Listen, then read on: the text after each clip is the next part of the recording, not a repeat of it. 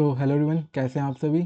Welcome to our YouTube channel Naukri Express with Vishal and Savesh. आशा करता हूँ आप सभी ठीक होंगे और अपने एग्ज़ाम की प्रिपरेशन अच्छे से कर रहे होंगे।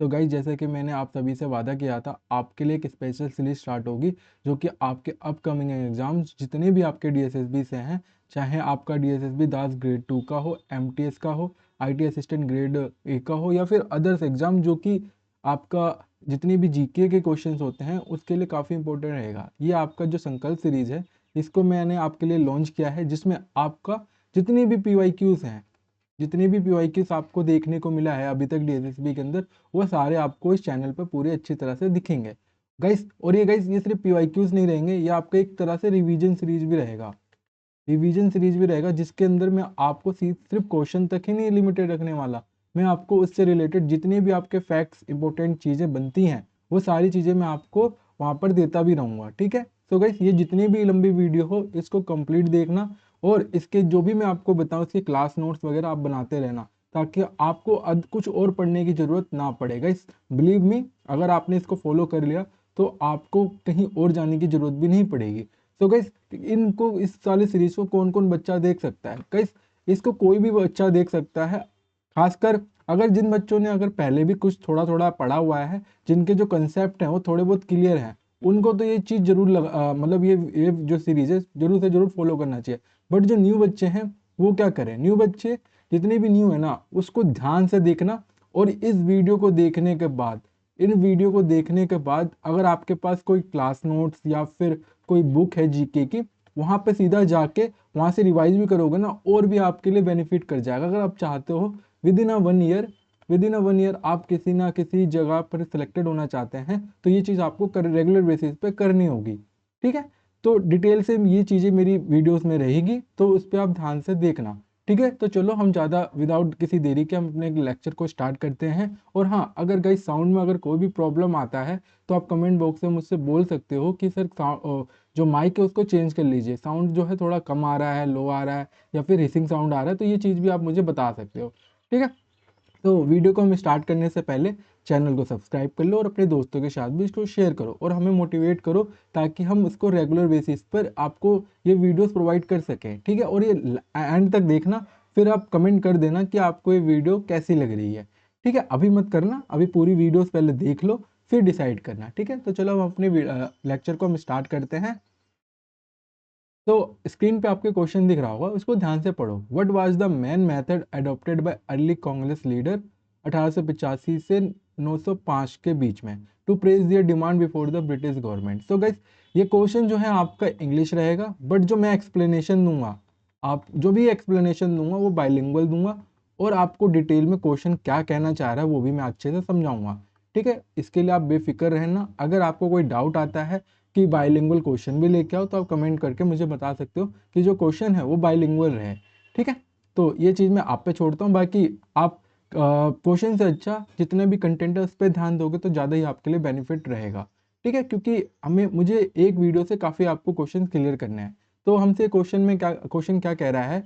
जो भी अर्ली फेज था कांग्रेस लीडर का, जो कि 1885 से 905 में आपके जितने भी लीडर्स थे, वो अपनी जो डिमांड है वो ब्रिटिश गवर्नमेंट के सामने किस तरह से प्रेस करते थे। आपके ऑप्शन है arm struggle, revolutionary violence, boycott of British good, या फिर petition, prayers and speeches. So guys, ये आपका एमटीएस के जितने भी ये पेपर है, ये आपका एमटीएस का जो भी 812/24 का एग्जाम हुआ था, उन्हीं का ही ये सीरीज है पूरा। ठीक है, आपका ये शिफ्ट है, कोई ना कोई शिफ्ट है, मेरे ख्याल से पहला ही शिफ्ट है, जो भी उसका एग्जाम डेट हुआ था ना उसका पहला शिफ्ट है, तो इस चीज़ का ध्यान रखना। ठीक, अभी मैं एमटीएस के क्वेश्चंस लेके आ रहा हूँ, बाकी धीरे धीरे जैसे जैसे एग्जाम आपके कंप्लीट होते आते जाएंगे, मैं आपके डिफरेंट डिफरेंट एग्जाम के प्रीवियस पीवाईक्यूज क्वेश्चन इस चैनल पर देता रहूँगा।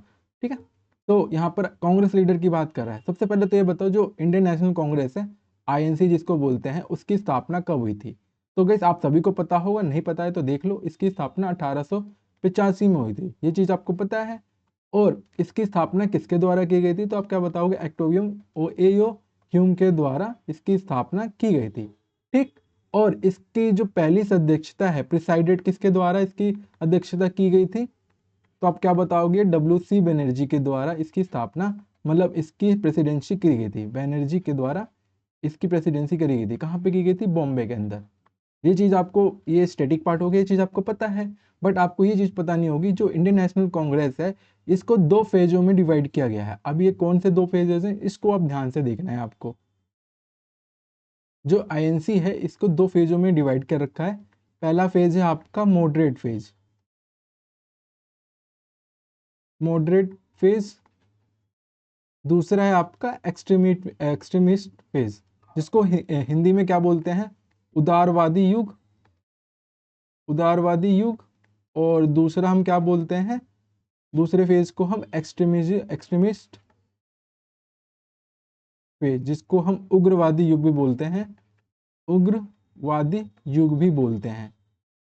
ठीक है, ये चीज़ आपको पता होनी चाहिए। और इसका जो फेज है ये आपका 1885 से लेकर 1905 तक चलता है। और ये जो एक्सट्रीमिस्ट फेज है ये आपका 1905 से लेकर 1919 तक चलता है। ठीक है, अब ये जो मॉडरेट हैं, मॉडरेट लीडर जितने भी हैं, चलो मैं आपको क्योंकि इसके जो लीडर्स हैं ना ये आपके लिए इंपॉर्टेंट है और ये आपको मॉडर्न हिस्ट्री के अंदर कहीं ना कहीं सुनने को जरूर मिलता है। सो गाइस ये चीज़ आपको ध्यान रखनी है। ये जो मॉडरेट फेज है इसके अंदर जितने भी लीडर्स थे ना ये आपका किस पे बिलीव करते थे, पीसफुल प्रोटेस्ट, पीसफुल पे ज़्यादा बिलीव रखते थे। दूसरा ये कॉन्स्टिट्यूशनल, जितने भी ब्रिटिश गवर्नमेंट के रूल एंड रेगुलेशन थे उन पे बिलीव करते थे, कॉन्स्टिट्यूशनल बॉडीज पर बिलीव करते थे। मान लो इनकी जो जो भरोसा है ये इन चीज़ों पे था कि रूल एंड रेगुलेशन सही से काम करेगा, हम जो भी अपनी मांग है उनको हम 3 पीस आपको याद रखना है, 3 पीस जो कि इंपॉर्टेंट है आपके लिए। कौन कौन सा, पहले पी का मतलब है पेटिशन, कोई भी अगर आपको कोई दिक्कत है तो आप याचिका जाहिर करोगे। दूसरा पी का मतलब है प्रेयर, हम प्रार्थना करेंगे कि हमारी मांगे को पूरी की जाए। तीसरी पी का मतलब है आपका प्रोटेस्ट, हम पीसफुल प्रोटेस्ट करेंगे, प्रोटेस्ट।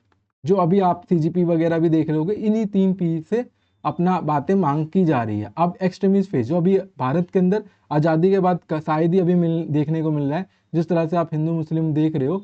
तो गैस इसको करंट के सिनारियों के साथ मत जोड़ना, क्योंकि अभी जो एक्सट्रीमिस्ट फेज अगर कोई बनना भी चाहेगा उसको एंटी नेशनल, तो एंटी नेशनल बोल दिया जाएगा। तो चीज़ ये ध्यान रखना कि हमारी हिस्ट्री हमें क्या क्या चीज़ें सिखाती है, इन पे भी आप भरोसा रखना। ठीक है, ये चीज इन पे बिलीव रखते थे बट ये इतना कारगर नहीं हुआ। अब इसके जितने भी लीडर्स हैं आपको उनके लीडर्स याद रखने, कौन कौन से इनके लीडर हैं। तो गाइस जितने भी लीडर हैं आपके मॉडरेट फेज के, उसको आप ध्यान से देखना।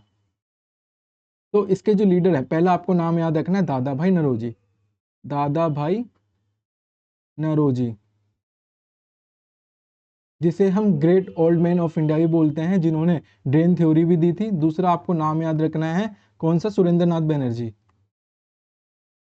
ये आपके एग्जाम्स के क्वेश्चन है, इनमें से कौन से मॉडरेट लीडर हैं या फिर एक्सट्रीमिस्ट लीडर हैं, ये क्वेश्चन आपको क्लासिफाई करता है।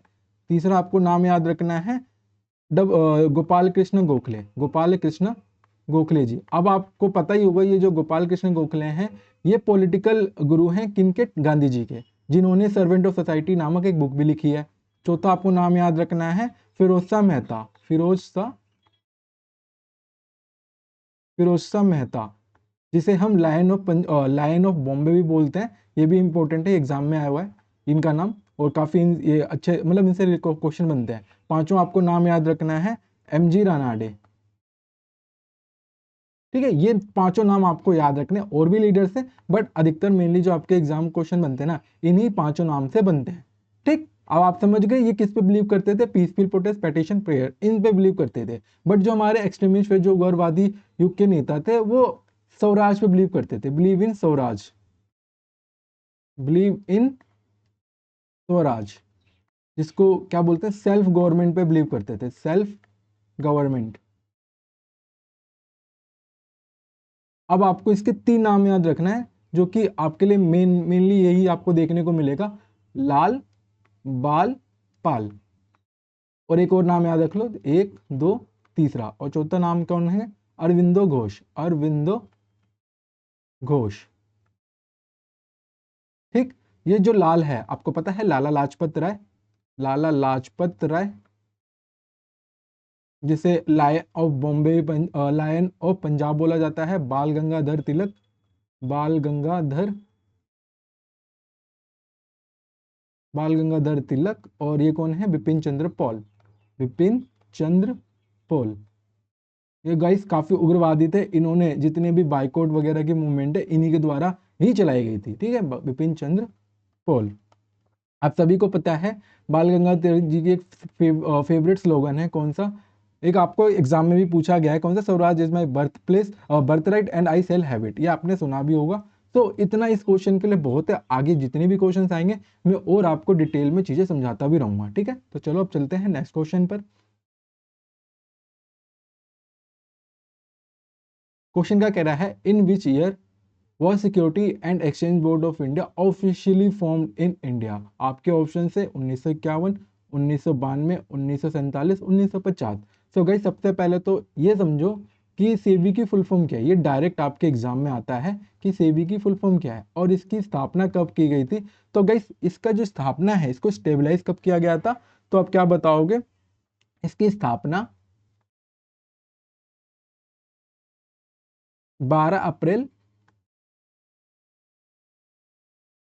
1988 में की गई थी। अब इस समय ये नॉन स्टैट्यूटरी बॉडी थी, नॉन स्टैट्यूटरी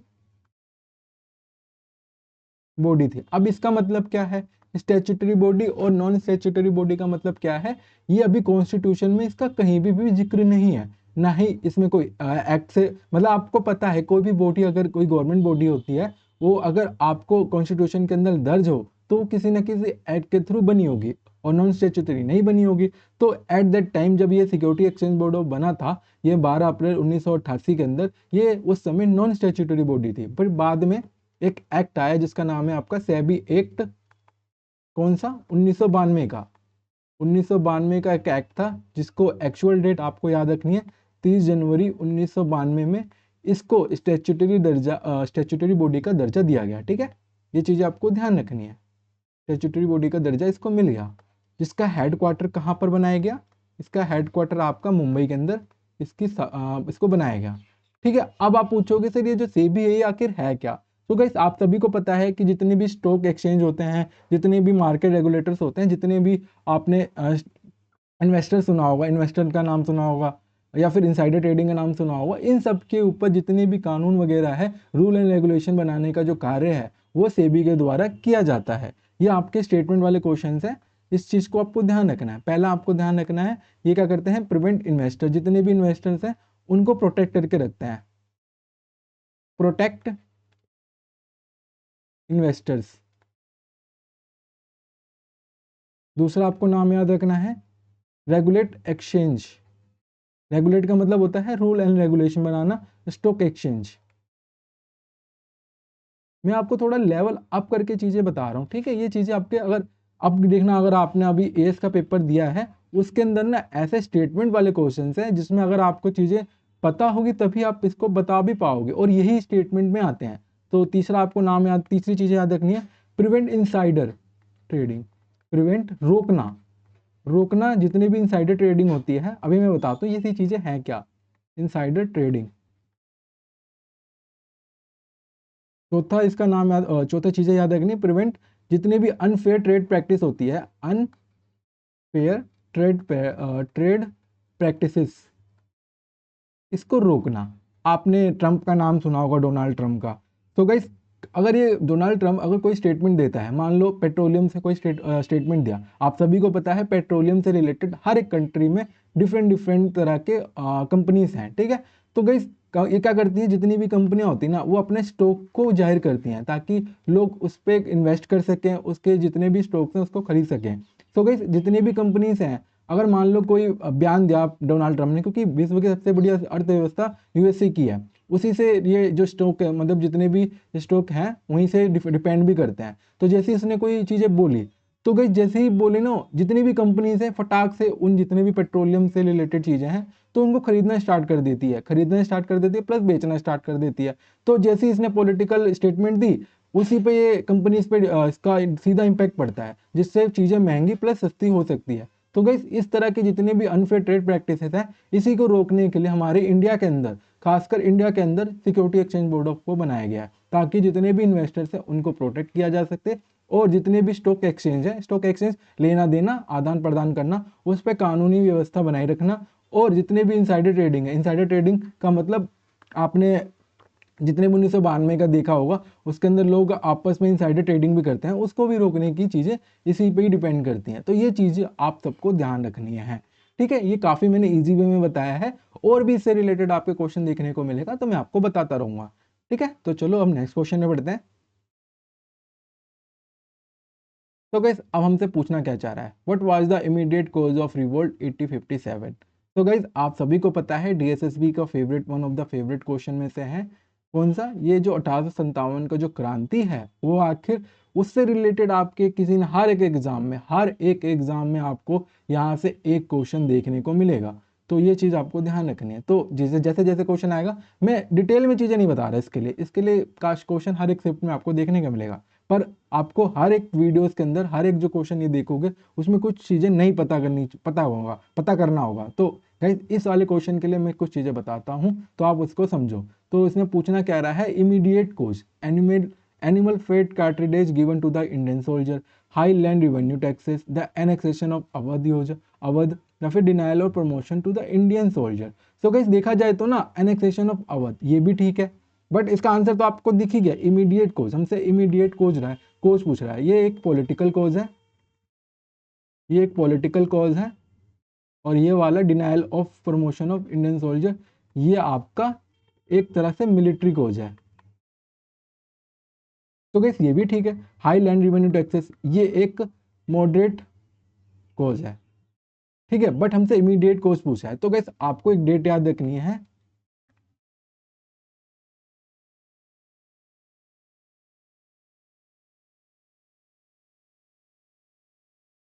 आपसे पूछा जाए, आपने मंगल पांडे का नाम सुना होगा, वो एक सैनिक थे। इन्होंने ये जो रिवोल्ट स्टार्ट कब किया गया था, इसका जो स्टार्टिंग डेट है ये आपको ध्यान रखना है, ये कई एग्जाम में आ चुका है। इसकी स्टार्टिंग डेट जो है, इसको मंगल पांडे रिवोल्ट भी बोलते हैं, मंगल पांडे रिवोल्ट भी बोलते हैं, जिसका स्टार्ट कब किया गया था। तो आप क्या बताओगे, इसको स्टार्ट किया गया था 29 मार्च 1857 के अंदर।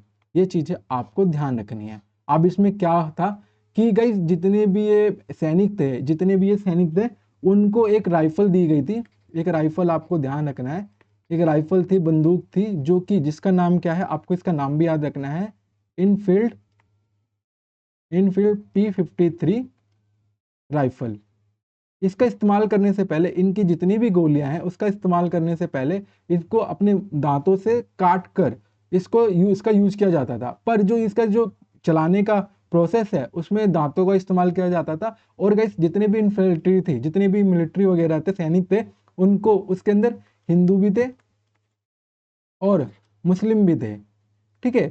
इन लोगों को पता चला कि जो भी हम इस कारतूस का इस्तेमाल कर रहे हैं उसके अंदर, हम इसके अंदर काओ और पिग का इस्तेमाल हो रहा है। और आप सभी को पता है हिंदू धर्म में काओ जितनी गायें हैं उनको पूजा जाता है, और मुसलमानों में पिग मतलब सुअर को यूज भी नहीं किया जाता। तो गाइस ये चीज ना काफी ज्यादा ही इस पे इम्पैक्ट डालने लगी। जितने भी सोल्जर्स हैं उन पे एक रिलीजियस फैक्ट के ऊपर, रिलीजियस चीजों के भरोसे इसमें काफी उदारवादिता देखने को मिला, जिस वजह से इनमें काफी गुस्सा वगैरह स्टार्ट हो गया। तो मंगल पांडे ने इससे रिलेटेड अपनी ये जो मूवमेंट है इसको स्टार्ट कर दिया, ठीक है। इसमें हिंदू हट हो गया और इसके अंदर मुस्लिम, तो इस वजह से हिंदू और मुस्लिम में एकता देखने को मिला टुवर्ड्स ब्रिटिशर्स। तो ये वन ऑफ द मोस्ट और पहला ऐसा ऐसा रिवोल्ट था जिसके अंदर दोनों हिंदू और मुस्लिम ने साथ मिलकर इसके लिए लड़ा, बट इसको दबाया गया। फिर बाद में ये पूरे इंडिया में स्टार्ट होने लगा। फिर ये पूरे भारत के अंदर कब स्टार्ट हुआ, तो गाइस इस चीज को आपको ध्यान रखना है कि फिर ये स्टार्ट हुआ आपका मेरठ के अंदर। मेरठ के अंदर ये स्टार्ट हुआ, जबकि आपको इसका डेट याद रखना है 10 मई 1857 सॉरी।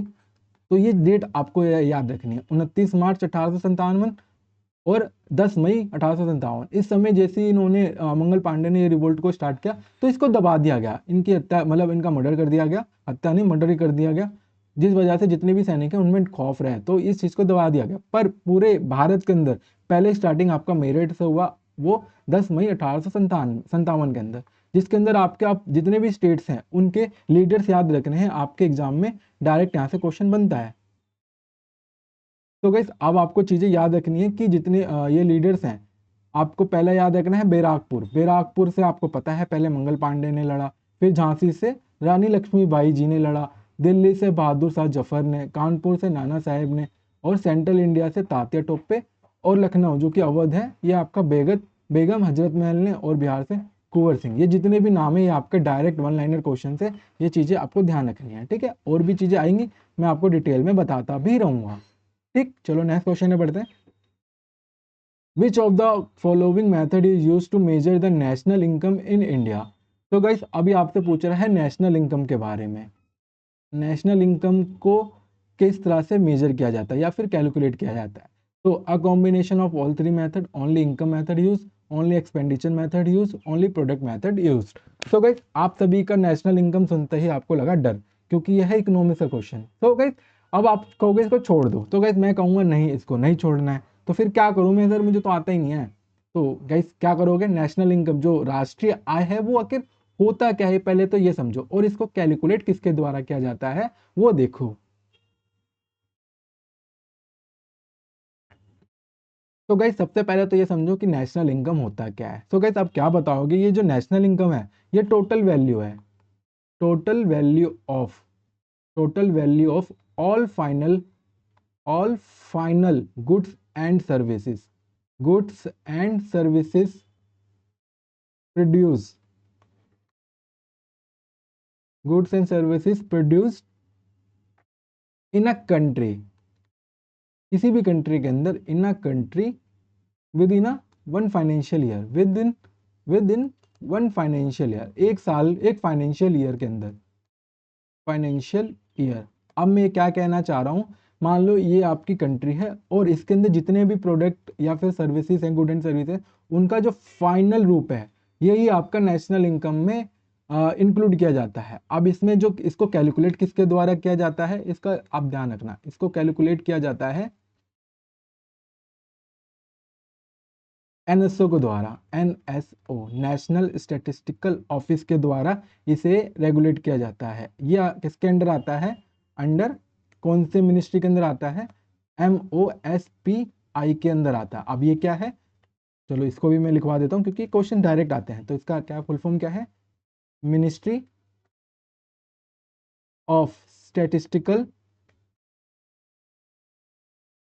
एंड प्रोग्राम इम्प्लीमेंटेशन, ये इसके अंदर आता है, ठीक है। इसी के अंदर ये जो नेशनल स्टैटिस्टिक ऑफिस है ये इसी के अंदर वर्क करती है, जो कि आपका नेशनल इनकम को कैलकुलेट करती है। अब इसके कितने मेथड का इस्तेमाल करती है, अब इसके मेथड आपके लिए इंपॉर्टेंट है, तो इसको ध्यान रखो। ये इसमें 3 मेथड अपनाती है, तीनों मेथड में से कोई भी मेथड अपना सकती है। तो पहला मेथड है आपका जिसका नाम क्या है, प्रोडक्ट, प्रोडक्ट मेथड, या फिर इसे हम आउटपुट या फिर वैल्यू एडेड मेथड भी बोलते हैं, value added method, value added method भी बोलते हैं, ठीक है। अब इसके अंदर क्या होता है, जितने भी फाइनल गुड्स हैं, जो भी अभी मैंने आपको ऊपर एक डेफिनेशन लिखवाई है, जितने भी final goods and services produce है इन अ कंट्री के अंदर उसको इंक्लूड किया जाता है, ठीक है। अब एक दूसरा मेथड क्या है, फिर है आपका इनकम मेथड, आय मेथड। अब इसके अंदर क्या इंक्लूड किया जाता है, गाइस जितने भी आपके विद इन अ कंट्री जो भी लोग अपना, कौन कौन लोग इसके अंदर आ सकते हैं, जो भी एक सिंगल पर्सन जो कि अपने कंट्री के अंदर चीजों को इनकम अर्न करता है। अब इसमें अर्न कौन कौन करता है, आपको ये चीजें पता होनी चाहिए, कौन कौन अर्न करता है। आपके वेजेस हो गए, जो मजदूर हैं वो मजदूर क्या कमाते हैं, मजदूरी कमाते हैं। जो भी इन्वेस्टर्स हैं वो अपना प्रॉफिट देखते हैं, लोग सैलरी लेते हैं, सैलरी पे काम करते हैं, रेंट हो गया, रेंट से पैसा कमाते हैं, इंटरेस्ट से पैसा कमाते हैं। ये सारी चीजें जितने भी अर्निंग वाली सोर्सेस हैं उनको इंक्लूड किया जाता है किसके अंदर, आपका इनकम मेथड के अंदर, ठीक है। फिर वैसे ही इसके अपोजिट हो जाएगा, एक होता है आपका एक्सपेंडिचर मेथड, एक्सपेंडिचर मेथड। और फिर ये क्या है, वही चीज डिफरेंट, आप जितने भी गुड्स एंड सर्विसेज में आप चीज़ों को उसको पूरा फाइनल गुड्स बनाने के लिए जो जो चीज़ें आप इस पर खर्च कर रहे हैं उसको इंक्लूड करना आपका नेशनल इनकम कहलाता है। तो गाइस इन चीज़ों का इस्तेमाल करके आपका पूरा नेशनल इनकम को बनाया, नेशनल इनकम को कैलकुलेट किया जाता है। अब ये किसके द्वारा किया जाता है, नेशनल स्टैटिस्टिक ऑफिस के द्वारा, ठीक है। तो इसका करेक्ट आंसर क्या है, a combination of all 3 method used in this, ठीक है। तो आपको ये चीज़ें समझ में आई होगी, नहीं आई होगी तो आप कमेंट में पूछ लेना, और भी इससे रिलेटेड तो मैं आपको कमेंट में ही रिप्लाई कर दूंगा, नहीं तो आप हमारे व्हाट्सएप ग्रुप पे भी आपको कोई भी डाउट आता है तो आप मुझसे डायरेक्ट वहाँ पे भी पूछ सकते हो, ठीक है। तो चलो नेक्स्ट क्वेश्चन में बढ़ते हैं। अब हम क्वेश्चन क्या कह रहा है, who among the following was a prominent leader of extremist group in the national Indian national Congress. आपका पूछा है prominent leader of extremist group. देखा गाइस आगे ना क्वेश्चन, मैंने आपको अभी बताया कि आईएनसी को दो भाटों में, दो युगों में डिवाइड है, एक है आपका मॉडरेट फेज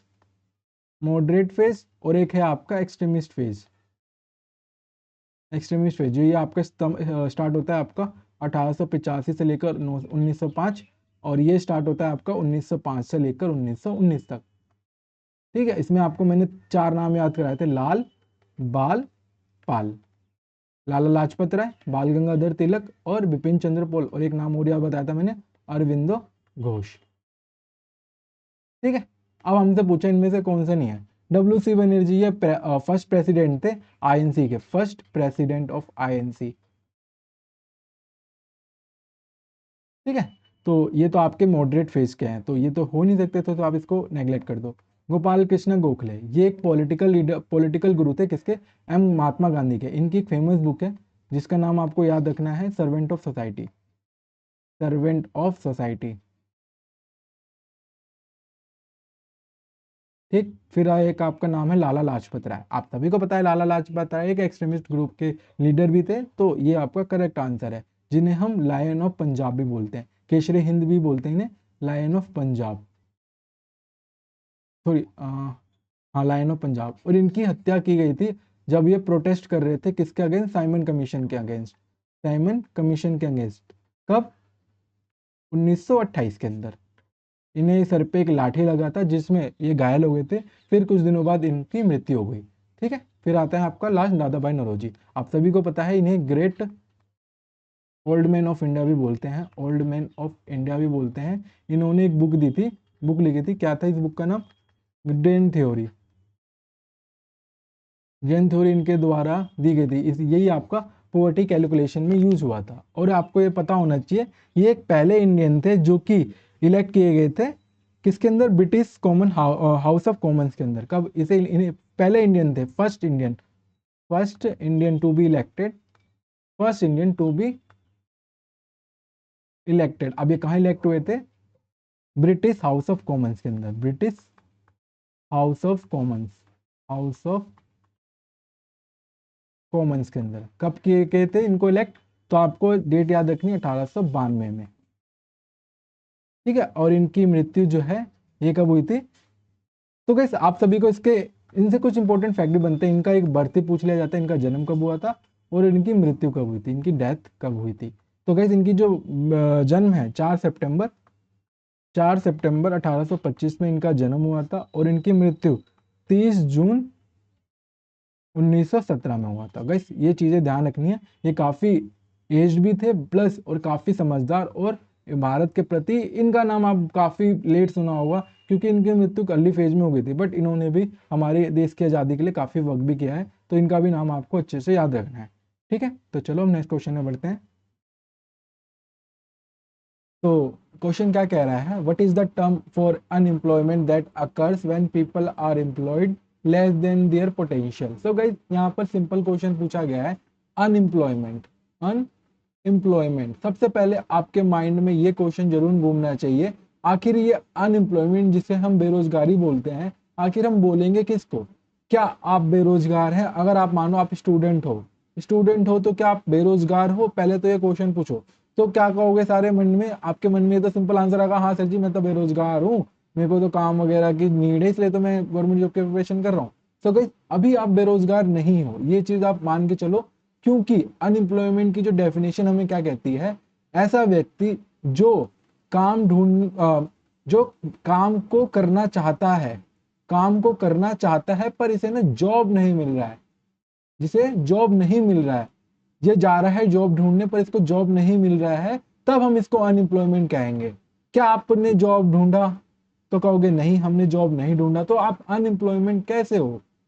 आप चाहते हो कि मुझे काम मिले और आप काम करना चाहते हो, फिर भी आपको जॉब नहीं मिल रहा है, तो वो अनएम्प्लॉयमेंट की कैटेगरी में आता है। तो गाइस आपके जो एग्जाम है ना, उसमें किस टाइप के क्वेश्चन पूछे जाते हैं, इसके टाइप से रिलेटेड क्वेश्चन पूछे जाते हैं, आखिर ये कितने टाइप के होते हैं और डिफरेंट डिफरेंट टाइप के उसके छोटे मोटे डेफिनेशन पूछे जाते हैं। तो गाइस जो आपके मेनली एग्जाम में क्वेश्चन पूछते हैं ना, उसको आप ध्यान दो, मेनली कौन से टाइप का क्वेश्चन आपके एग्जाम में बनता है। पहला आपको याद रखना है स्ट्रक्चरल एम्प्लॉयमेंट, स्ट्रक्चरल अनएम्प्लॉयमेंट। अब ये क्या होता है स्ट्रक्चरल अनएम्प्लॉयमेंट?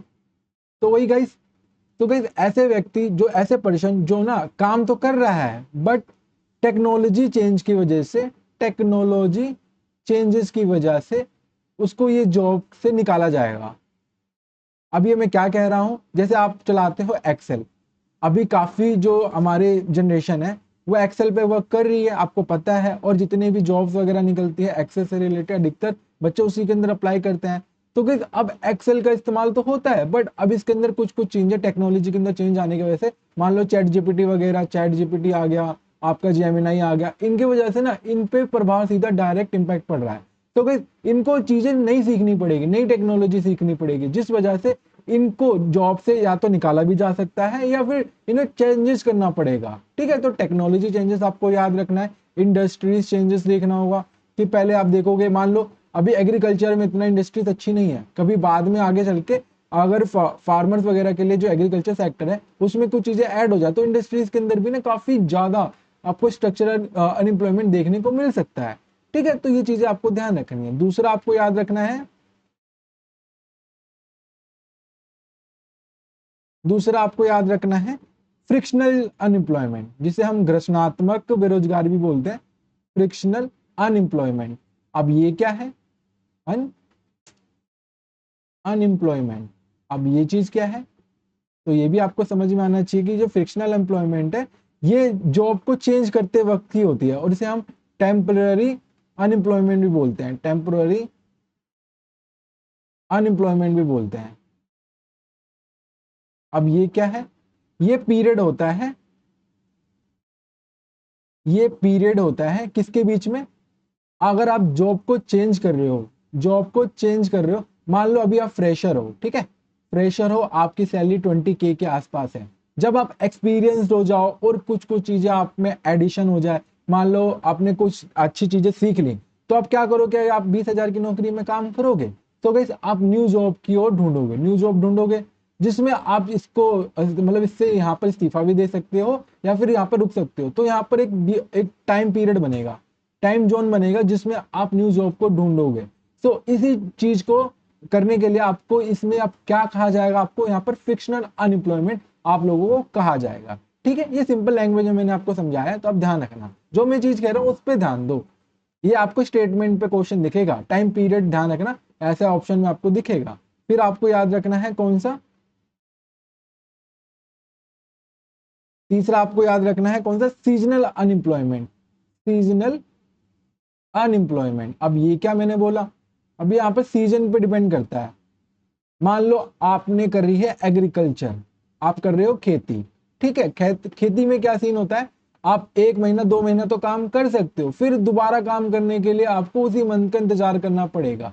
सो ये एक पर्टिकुलर टाइम के लिए ही आता है, तो ये यहाँ पर इसे हम सीजनल अनएम्प्लॉयमेंट बोलेंगे। ठीक है, जैसे फार्मर्स हो गया, फार्मर्स को आप सीजनल अनएम्प्लॉयमेंट बोल सकते हो, ये छह छह महीने तक काम करते हैं और 6 महीने तक अनएम्प्लॉयमेंट रहते हैं। ठीक है, तो ये चीजें भी आपको ध्यान रखनी है।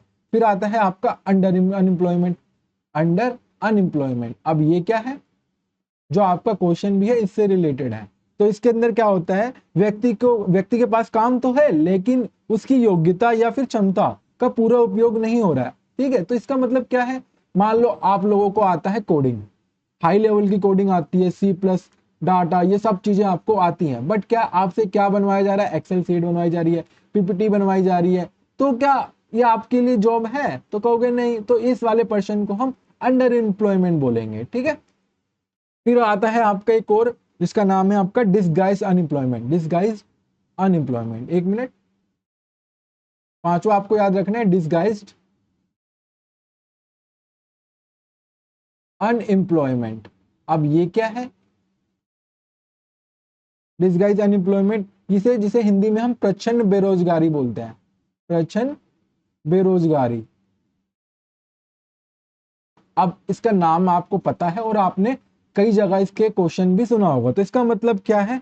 जब आवश्यकता से ज्यादा लोग एक ही काम को कर रहे हैं, मतलब मान लो एक व्यक्ति किसी काम को 4 दिनों में कर रहा है, ठीक है, उसी व्यक्ति के साथ अगर मैंने 4-5 बंदे लगा दिए और वो भी 4 दिनों में ही काम कर रहे हैं, तो वो उसकी कोई वैल्यू नहीं है ना। और ये चीज आपको ज्यादातर एग्रीकल्चर फील्ड में ही देखने को मिलता है, जिसके अंदर एक खेती करने के लिए पूरा का पूरा परिवार ही लगा रहता है। तो गाइस उन पूरे एक काम करने, अगर वो एक बंदा भी करे तो वो काम हो सकता है, बट पूरा का पूरा परिवार उसमें लगा रहता है, तो उसको हम डिसगाइज अनएम्प्लॉयमेंट बोलेंगे।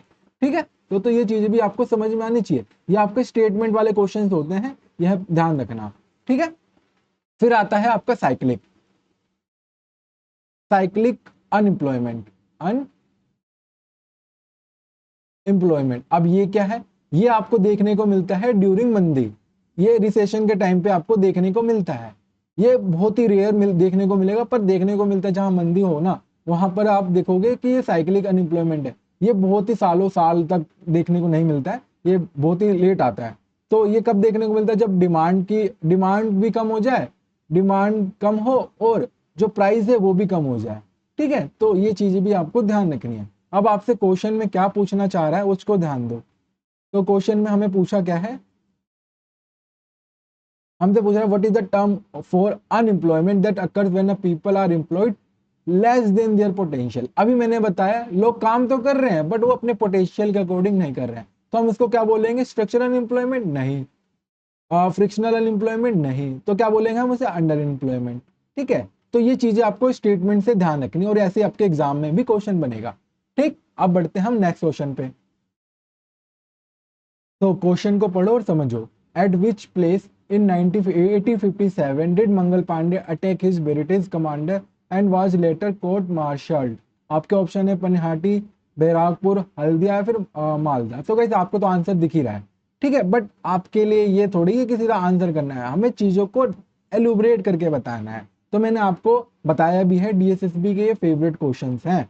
डीएसएसबी में अगर आपके पेपर होता है, उसके अंदर जो 18 से 57 का जो क्रांति है उससे रिलेटेड काफी क्वेश्चन पूछे जाते हैं। जब जब मैं इससे रिलेटेड आपको क्वेश्चन कराऊंगा, मैं कुछ ना कुछ आपको नई चीजें बताता रहूंगा। ठीक है, तो जो आपको पता है, जो ये आपका मंगल पांडे रिवोल्ट है, जिसे हम 1857 का क्रांति भी बोलते हैं, ये स्टार्ट कब हुआ था और ये अब जानते हो इसका कारण क्या है?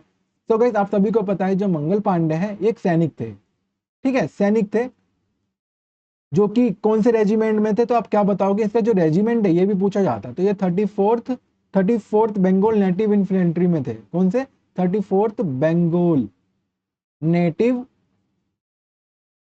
इन्फेंट्री, इस वाले ग्रुप में थे, इन्फेंट्री में थे, जिनको एक राइफल चलानी होती थी। राइफल का इस्तेमाल करते थे किसका? आप सभी को पता है कौन से राइफल का इस्तेमाल करते हैं? ये इनफील्ड P53 राइफल, इसका इस्तेमाल करने के लिए बोला गया। तो और बाद में इन्हें पता चला कि ये जो इनफील्ड P53 राइफल है, ये बना हुआ है किससे? मांस, लोगों मतलब काऊ के मांस से और पिग के मांस से। काऊ जो है हिंदू धर्म में हिंदू धर्म में रिलीजियस माना जाता है, इन्हें पूजा जाता है, और पिग जो है इससे नफरत करते हैं मोमडन, मुस्लिम्स इसमें नफरत करते हैं, जिस वजह से दोनों के सेंटिमेंट को हर्ट हुआ। सो गाइस इसी वजह से दोनों हिंदू और मुस्लिम की एक एकता दिखी इस रिवोल्ट के अंदर। सो गाइस जो ये मंगल पांडे थे, ये कहाँ के थे? 34th बंगाल नेटिव इन्फेंट्री थे, और ये कहाँ पर? ये वेस्ट बंगाल में तैनात थे। वेस्ट बंगाल में कहाँ पर? ये बैराकपुर में इन्होंने ये रिवोल्ट स्टार्ट करा, जिसमें इन्होंने जो गन है वो फायर करा किसके अगेंस्ट? ये भी आपके एग्जाम में पूछा जाता है। इन्होंने जो मंगल पांडे ने अटैक करा, जो ये फायर अटैक करा, वो कौन से लोगों पे करा? तो आप क्या बोलोगे? इन्होंने किस पे अटैक करा? एट सार्जेंट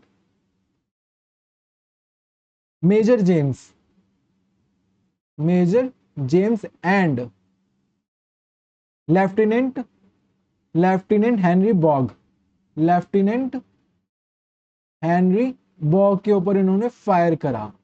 ठीक है, ये चीज आपको ध्यान रखनी है। और ये जो अटैक है इन्होंने कब कंडक्ट करा था, ये आपके डायरेक्ट एग्जाम में पूछा जाता है। ये जो अटैक है इन्होंने 29 मार्च 1857 में किया। तो ये चीज आपको ध्यान रखनी है, जिस वजह से 1857 का जो विद्रोह है वो उग्रवादी तरीके से फैलने लगा। बट ऐसा क्या हुआ, इसे बाद में दबा दिया गया। इसमें मंगल पांडे जी को फांसी की सजा दे दी गई। कब दी गई थी इन्हें फांसी, ये भी आपके एग्जाम में पूछा गया है, तो ये भी ध्यान रखना आप। इन्हें फांसी दी गई 8 अप्रैल 1857 में, जिस वजह से इस विद्रोह को दबाया गया। बट इसका उल्टा ही ब्रिटिश गवर्नमेंट को देखने को मिला। यहाँ पर जो पूरे भारत के अंदर डिफरेंट डिफरेंट जगह पर ये रिवोल्ट पैदा होने लगा। और मैंने आपके इसके रिलेटेड चीजें भी बता रखी है, जैसे यूपी में स्टार्ट हुआ, मेरठ में स्टार्ट हुआ, झांसी में स्टार्ट हुआ। डिफरेंट डिफरेंट लीडर्स ने इसको कमांड करा अगेंस्ट ब्रिटिशर्स। तो ये चीज भी आपको ध्यान रखनी है। तो इतना चीजें आपको पता है। और आपसे क्वेश्चन में क्या पूछा, एट विच प्लेस, तो यहाँ पे मैंने आंसर आपको दे दिया, बैराकपुर। ये चीजें आपको ध्यान रखनी है। जो जो चीजें मैं लिखवा रहा हूँ ना, ये आपके एग्जाम में डायरेक्ट पूछा भी गया है, तो ये भी आपको ध्यान रखना है। ये स्टेटमेंट वाले क्वेश्चन में पूछा जाएगा, और इनकी डेट और ये कब स्टार्ट हुआ था ये डायरेक्ट आपसे एग्जाम में पूछा जाएगा। ठीक, अब बढ़ते हैं हम अपने नेक्स्ट क्वेश्चन पर। क्वेश्चन क्या कह रहा है, the saving per unit of income is abbreviated as APS, what is the full form APS. So guys, आपने ये न्यू टर्म देख लिया कि ये एपीएस होता क्या है। ठीक है, अब आपने अभी पढ़ा है, अभी इस वाली वीडियो में आपने नेशनल इनकम के बारे में पढ़ा। ठीक है, नहीं पढ़ा तो नेशनल इनकम के बारे में आप जानते भी होंगे कि नेशनल इनकम क्या है। ये फाइनल इनकम है, जो पूरे भारत के अंदर जो गुड्स एंड सर्विसेज प्रोड्यूस होती है इन फाइनेंशियल ईयर, उन सबका सम है। ठीक है, उन्हीं से रिलेटेड ये चीज है। अब इसमें क्या है, मान लो आपने किसी चीज मतलब इनकम जनरेट करा, इस पे कुछ चीजें आपने खर्च करी, इसमें कुछ चीजें आपने खर्च करी, और कुछ चीजों को उसमें सेव करा। ठीक है, तो ये क्या होता है, एपीएस की फुल फॉर्म क्या है, एपीएस टोटल सेविंग अपॉन में total income generated in a financial year, total income. अब मैंने क्या बोला, ये आपकी सेविंग करने की क्षमता को दर्शाता है। ठीक है, इसकी फुल फॉर्म क्या है, average propensity to save. Option number जो थर्ड है ये आपका करेक्ट आंसर है। इसी से रिलेटेड एक टर्म और याद रखना है आपको, क्या नाम है उसका, एपीसी। अब ये क्या है, एवरेज प्रोपेंसिटी टू कंज्यूम, कितना आप कंज्यूम कर रहे हो उसकी एवरेज है। इसका फॉर्मूला क्या होगा, कंजम्पशन अपॉन में टोटल इनकम, कंजम्पशन अपॉन में टोटल इनकम। ठीक है, नहीं आया समझ में तो आप मुझे कमेंट करके बता सकते हो। एपीएस आपका सेविंग से रिलेटेड है, और आपका ये जो कंजम्पशन है ये आपका एक्सपेंडिचर से रिलेटेड है। ठीक है, और एक आपको डायरेक्ट इनके बीच में रिलेशन भी पता होना चाहिए, ये आपके एग्जाम में डायरेक्ट भी आता है। जो एपीसी है और इसका एडिशन एपीएस आपके इक्वल होता है 1 के। ठीक, अब बढ़ते हैं हम अपने नेक्स्ट क्वेश्चन पर। क्वेश्चन क्या कह रहा है, in which Indian state is Puthandu primary observe as the traditional new year festival according to the solar calendar. आपके ऑप्शन है आंध्र प्रदेश, कर्नाटका, तमिलनाडु और केरला। आपको आंसर दिख रहा है, और आप सभी को पता है जो पुतुंडू है ये एक न्यू ईयर फेस्टिवल है, कहाँ का, तमिलनाडु का न्यू ईयर फेस्टिवल है, कहाँ का, तमिलनाडु का पुतुंडू। ठीक है, अब इसको सेलिब्रेट कब किया जाता है, इसकी जो डेट है आपको याद रखनी है, 14 या 15 अप्रैल को मनाया जाता है एवरी ईयर। एवरी ईयर, हर साल 14 या 15 तारीख को यह मनाया जाता है, एवरी ईयर। इसमें लोग जो है रंगोली वगैरह बनाते हैं, जिसको कोलाम बोला जाता है। कोलाम क्या है, ये आपको एक टर्मिनोलॉजी दी गई है, एक रंगोली है ये। और इसमें एक ऑस्पिशियस चीज बनाई जाती है, क्या होता है इसमें ना, जो लोग हैं वहां के जो लोग हैं सबसे पहले उठकर अब एक जो वस्तु है उसकी पूजा भी करते हैं, जिसका नाम क्या है, कन्नी बोलते हैं। कन्नी को देखते हैं, एक ऑस्पिशियस वस्तु होती है, जो पवित्र एक वस्तु होती है जिसको देखकर पूजा वगैरह भी करते हैं, इसको हम कन्नी बोलते हैं। एक टर्मिनोलॉजी आपको ये भी समझनी है, ठीक है। कोलाम समझना है और ये कन्नी, ये आपके स्टेटमेंट वाले क्वेश्चन में बनता है, ठीक है। तो आप इतना आपको पता चल गया ये कहाँ कहाँ का है। तो गाइस और भी आपके एग्जाम में पूछे जाते हैं न्यू ईयर से रिलेटेड, जो न्यू ईयर फेस्टिवल है अदर स्टेट के भी आपको ध्यान रखना है। जैसे कि आपका केरला, केरला के न्यू ईयर फेस्टिवल को क्या बोलते हैं, विशु बोलते हैं। दूसरा आपको नाम याद रखना है आंध्र प्रदेश, आंध्र प्रदेश। तीसरा है तेलंगाना, सॉरी तेलंगाना, ये आपका साउदर्न रीजन है, तो मेनली आपका एक ही फेस्टिवल मनाया जाएगा। तो कौन सा है आपका, उगाड़ी, उगादी फेस्टिवल, जो कि न्यू ईयर फेस्टिवल है इन 3 स्टेट का। फिर आपको एक और नाम याद रखना है पंजाब, पंजाब का तो आपको पता ही है, बैसाखी को मनाया जाता है, बैसाखी। और फोर्थ आपको याद रखना है गुड़ी पड़वा, महाराष्ट्र का है Gudi Padwa.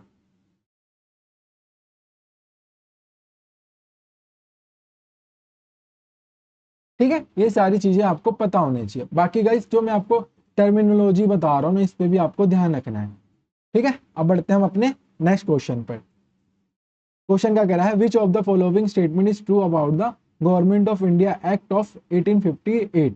It ended British rule in India, ये तो बिल्कुल भी नहीं है। It centralise Indian governance under British crown, it gave more power to Indian price princes, it mark the beginning of company rule. So guys ये कितना आसान क्वेश्चन आपके एग्जाम में पूछा जाता है, आपको दिख रहा होगा। गाइस जब भी आप क्वेश्चन देखो ना, तो पहले क्वेश्चन को पूरा पढ़ो, ये आपकी प्रायोरिटी होनी चाहिए कि क्वेश्चन हमसे पूछना क्या चाह रहा है और जो इसके ऑप्शन है वो हमें कह क्या रहा है। क्योंकि अधिकतर क्वेश्चन आपका जो क्वेश्चन जो है सोल्व हो जाता है ऑप्शन को एलिमिनेट करने से। तो चीजों को ना एलिमिनेट करोगे ना तो ज्यादा समझ में आएगा, ये आपकी होगी पहली ट्रिक, ठीक है। अब इससे रिलेटेड आगे क्या आपको समझ में आना चाहिए कि गवर्नमेंट ऑफ इंडिया एक जो 1858 का है, जिसे हम क्वींस प्रोक्लेमेशन भी बोलते हैं, इसका अदर नाम क्या है ये भी ध्यान रखना। इसका अदर नाम है क्वींस प्रोक्लेमेशन, प्रोक्लेमेशन भी बोलते हैं 1858 का। इसमें क्या हुआ था, आप सभी को पता है पूरे भारत के अंदर पहले ईस्ट इंडियन कंपनी का रूल चलता था, ईस्ट इंडियन कंपनी का रूल चलता था। तो 1858 का जो क्वींस प्रोक्लेमेशन था, इसकी वजह से जितनी भी पावर है वो आपके ब्रिटिश क्राउन के अंडर आ गया, ब्रिटिश क्राउन के अंदर इसको ला दिया गया। जिस वजह से आप सभी को पता है इसके अंदर पहले 1858 के टाइम में गवर्नर जनरल होता था, गवर्नर जनरल ऑफ इंडिया होता था, जिसको चेंज कर गवर्नर जनरल होता था, जिसको चेंज कर बाद में वाइसराय ऑफ इंडिया के नाम से जाना जाने लगा, वाइसरॉय ऑफ इंडिया के नाम से जाना जाने लगा, ठीक है। और इसमें एक पोस्ट को क्रिएट किया गया, कौन सा पोस्ट को क्रिएट किया गया, secretary of state of India, secretary of state for India. ये डायरेक्ट अंडर होते थे, जो वहां की क्राउन है उसके अंडर ये डायरेक्ट इसको जवाबदारी होते थे, ठीक है। तो यहाँ पर 2 पोस्ट क्रिएट होगी, एक गवर्नर जनरल, और गवर्नर जनरल को चेंज करके वाइसराय ऑफ इंडिया बोला जाने लगा, और एक पोस्ट क्रिएट की गई जिसका नाम है secretary of state of India, ठीक है। तो ये चीजें आपको ध्यान रखनी है।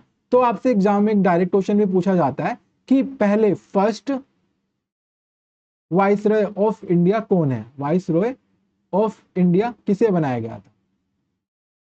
तो आप क्या आंसर करोगे, लॉर्ड कैनिंग को बनाया गया था, लॉर्ड कैनिंग को, ठीक है। ये सारी चीजें आपको पता होनी चाहिए गाइस। वही अगर आपको डाउट है तो कमेंट करके पूछ सकते हो, ठीक है। तो इसका आंसर क्या होगा, ब्रिटिश रूल को समाप्त कर दिया, नहीं, इसके थ्रू तो ब्रिटिश रूल पे पूरी पावर दे दी गई। ईस्ट इंडियन कंपनी पहले जानते हो, ईस्ट इंडियन कंपनी के अंदर काफी पोस्ट को क्रिएट किया गया, तो जिस वजह से उन पे जुल्म वगैरह भी भारत के अंदर करने स्टार्ट हो गया। पर आफ्टर क्वींस प्रोक्लेमेशन जितने भी भारत के अंदर रूल एंड रेगुलेशन बनाए जाएंगे वो ब्रिटिश क्राउन के अंडर ही बनाए जाएंगे, ठीक है। तो it centralise Indian governance under the British crown, ये आपका करेक्ट आंसर है। ऐसा तो कुछ है नहीं प्रिंसेस वगैरह के बारे में, भारत में कभी प्रिंसेस का नाम सुना है, नहीं, तो ये तो आप ऐसे ही एलिमिनेट कर दोगे। It mark the beginning of the company rule, नहीं, कंपनी रूल तो आपका स्टार्ट हो गया था कब, जब ये लोग भारत के अंदर आए थे, ठीक है। नेक्स्ट बढ़ते हैं। क्वेश्चन क्या कह रहा है इसको पढ़ो और करने की कोशिश करो। मैं थोड़ा पानी पी लेता हूँ guys.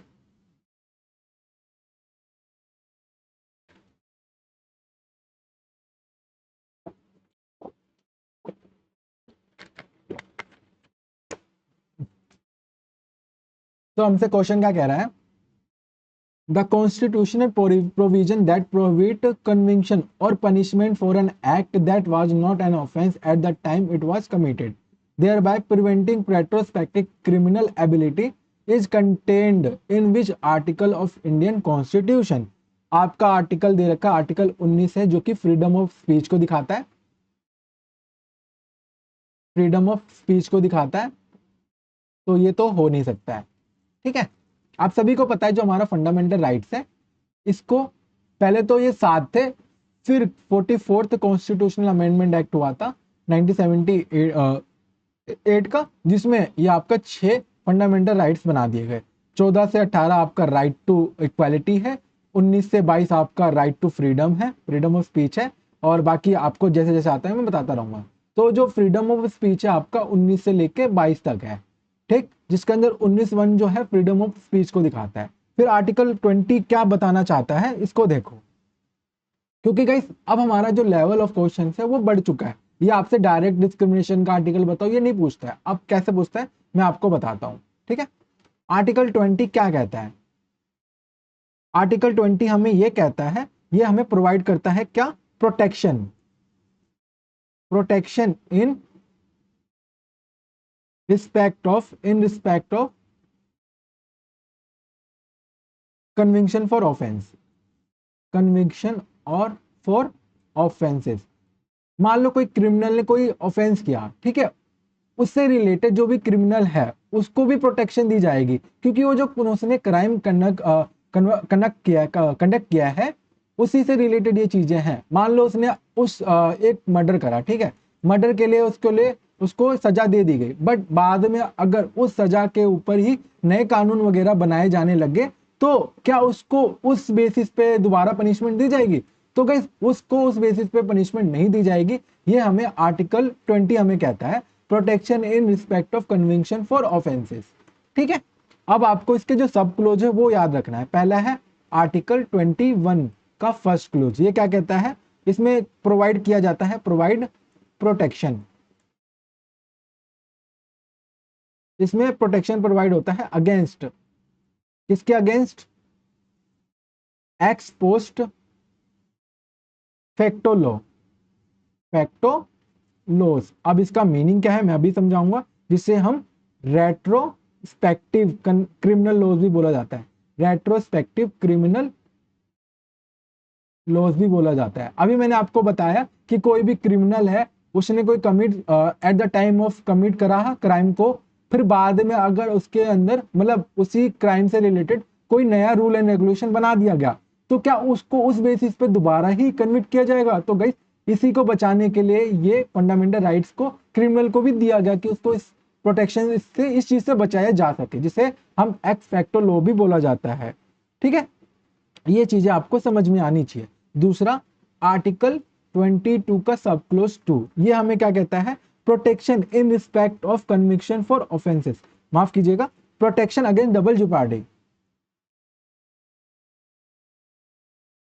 Protection against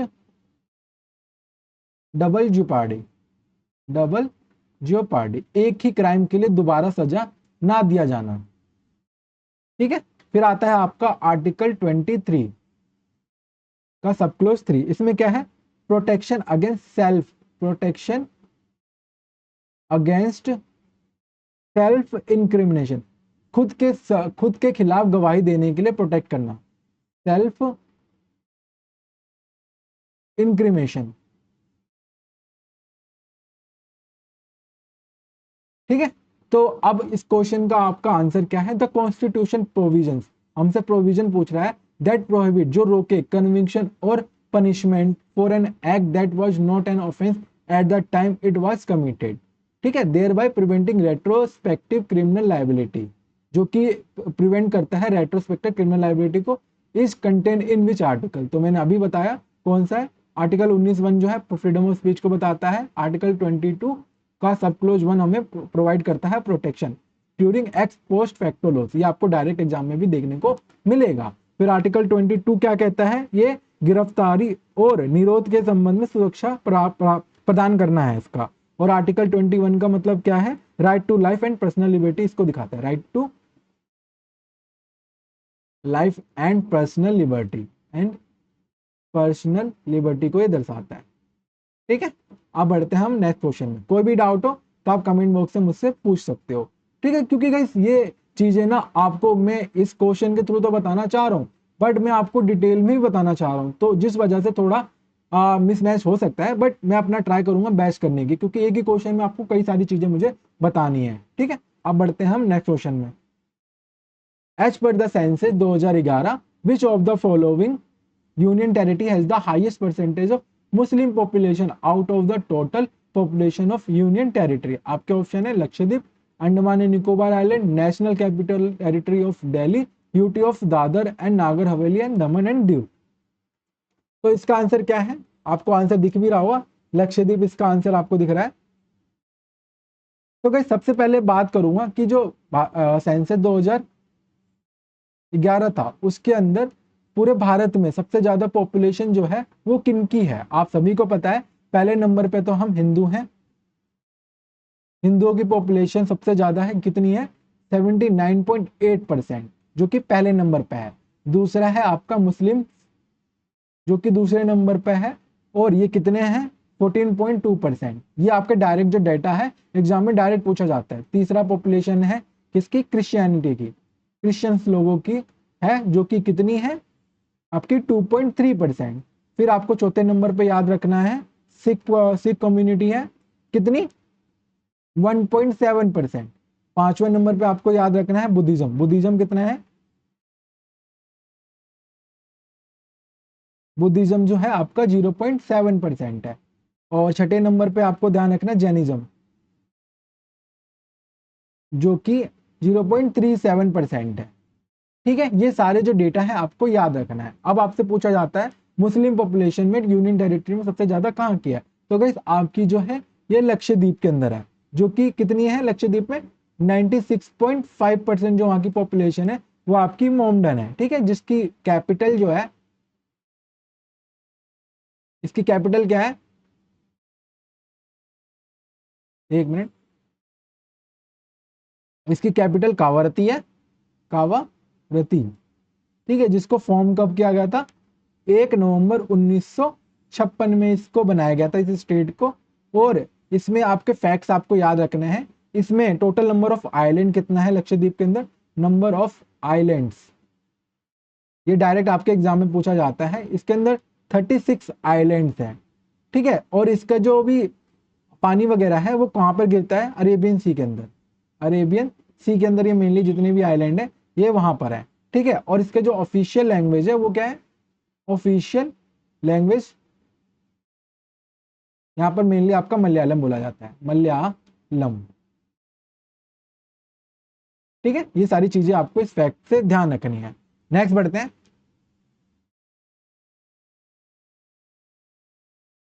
so question क्या कह रहा है, इसको ध्यान से पढ़ो और आंसर करने की कोशिश भी करो।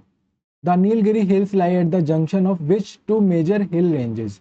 जो नीलगिरी की पहाड़ियां हैं वो लाई करती है एट अ जंक्शन, वो कौन सी दो मेजर हिल्स हैं। तो आपके ऑप्शन है Vindhya and Aravalli, Dhauladhar and Pir Panjal, eastern Ghat and western Ghat, Karakoram and Zanskar. So guys ये जो नीलगिरी हिल्स है जिसे हम ब्लू माउंटेन के नाम से भी जानते हैं, तो इसका जो जंक्शन पॉइंट है ये क्या है, ये है आपका प्यारा भारत। ठीक है, तो ये आपका हो गया ईस्टर्न घाट, ये आपका हो गया वेस्टर्न घाट। ये जो दोनों पहाड़ियां आपस में मिलती है इसी को हम क्या बोलते हैं, ईस्टर्न घाट और वेस्टर्न घाट जंक्शन पॉइंट बोलते हैं, जंक्शन पॉइंट, जो कि स्प्रेड है कहां पर, कितने स्टेट से स्प्रेड है, 3 स्टेट से। कौन कौन से स्टेट है, पहला आपको याद रखना है तमिलनाडु, दूसरा आपको याद रखना है केरला, तीसरा नाम आपको याद रखना है कौन सा, कर्नाटका। ठीक है, ये सारी चीजें आपको पता होनी चाहिए। अब आपसे पूछा जाए कि जो ये नीलगिरी हिल्स है ये जो ब्लू माउंटेन है इसकी जो हाईएस्ट पीक है वो कौन सी है और वो कितनी है? हाईएस्ट पीक नीलगिरी हिल्स की, जिसे हम ब्लू माउंटेन के नाम से भी जानते हैं, वो कौन सी है? दोदा बेटा, दोदा बेटा, जिसकी ऊंचाई कितनी है?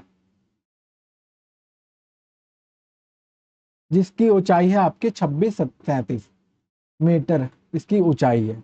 ठीक है, जो कि आपका तमिलनाडु के अंदर है। ठीक, फिर आता है आपका इसी से related Nilgiri biosphere reserve. Nilgiri biosphere reserve जो कि पूरे भारत का पहला बायोस्फीयर रिजर्व है, जिसको बनाया गया था कब? 1980 के अंदर, और इसे यूनेस्को वर्ल्ड हेरिटेज साइट का भी दर्जा दिया गया है। तो कब गया है? UNESCO world heritage site, world heritage site का दर्जा दिया गया है कब? इसे 2000 के अंदर, 2000 में इसको दिया गया है। ठीक है, अब बढ़ते हैं हम नेक्स्ट क्वेश्चन पर। The enzyme slavery amylase is secreted from. So guys, आपसे यहाँ पर डायरेक्ट एंजाइम से रिलेटेड क्वेश्चन पूछा गया है।